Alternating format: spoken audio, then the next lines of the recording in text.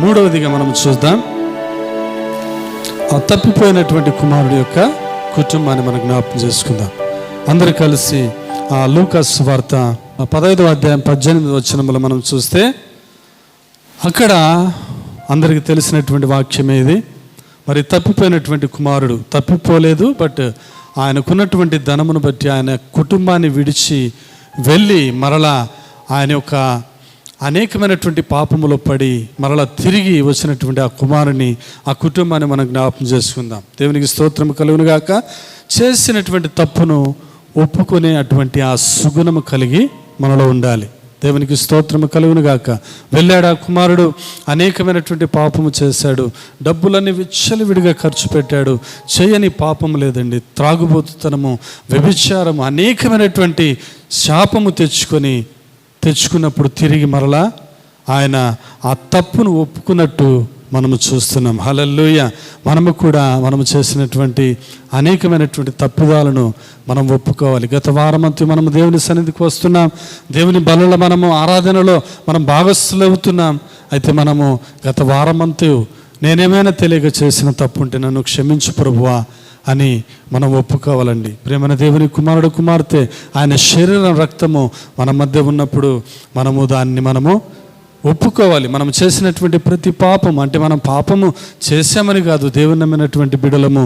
అయితే మనము చూపు ద్వారా కానివ్వండి, ఆలోచన ద్వారా కానివ్వండి, మాట ద్వారా కానివ్వండి, ఇతరులను కానివ్వండి, మనము విధిగా మనం ఏమైనా మాట్లాడితే ప్రభు మమ్మల్ని క్షమించని దేవుడు ఒక గొప్ప అవకాశమును, దేవుడు ఒక ఆదివారం ఆయన పునరుత్థాన దినమును మనకిచ్చినప్పుడు మనమందరము దాన్ని ఒప్పుకునే సుగుణాన్ని మనము కలిగి ఉండాలి. అదే రీతిగా కనికరపడే స్వభావం మనకు ఉండాలి. హల్లెలూయ.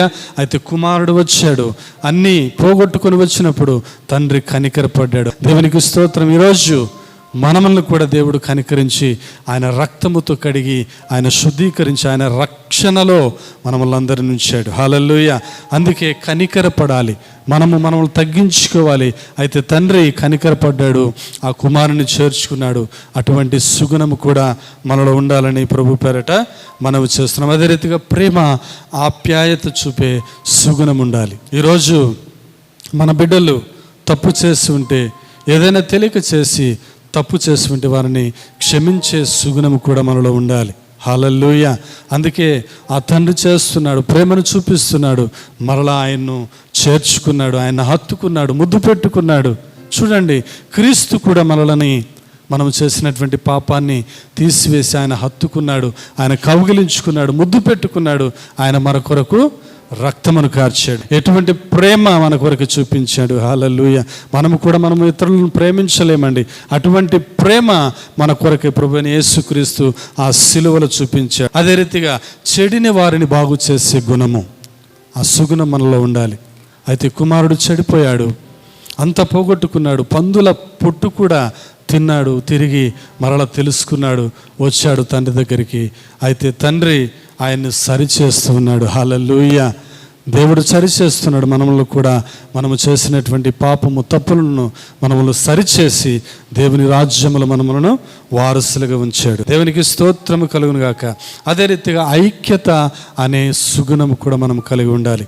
అయితే ఇక్కడ పెద్ద కుమారుడు చూస్తే, అయితే వాడంతా ఖర్చు పెట్టి వాడు పాపం చేసి వచ్చాడు. అయితే వాడిని ఎందుకు ఇంట్లోకి తీసుకున్నామని పెద్ద కుమారుడు అయితే అడుగుతుంటే తండ్రి ఐక్యతగా సమాధానం చెప్తూ ఉన్నాడు.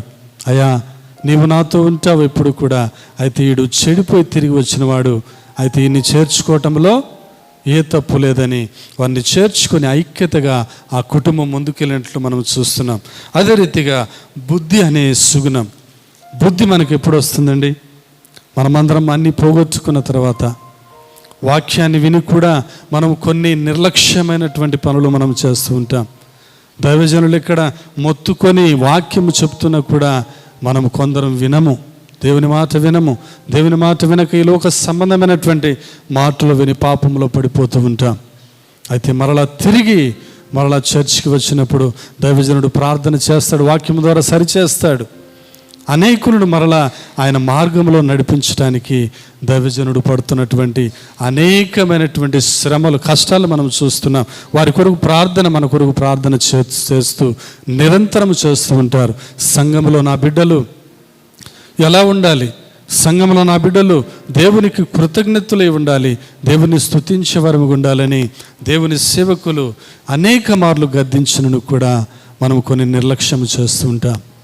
అందుకే నిర్లక్ష్యం చేసినప్పుడు సాతానుకు మనం ఆ వలలో మనం పడిపోతుంటాం. అందుకే ప్రియమైన దేవుని బిడ్డలారా, మనము బుద్ధి వచ్చినప్పుడు కాదు, కానీ మనం ముందే మనం తెలుసుకోవాలి దేవుని యొక్క ప్రేమను, ఆ సుగుణాన్ని మనం ఎప్పుడైతే మనం తెలుసుకుంటామో దేవునిలో మనం అందరం ఆశీర్వాదకరంగా మార్చబడతాం. దేవునికి స్తోత్రము కలుగునుగాక. చిన్న ఈ మాటలు ప్రభు దీవించి ఆశీర్వదించునుగాక.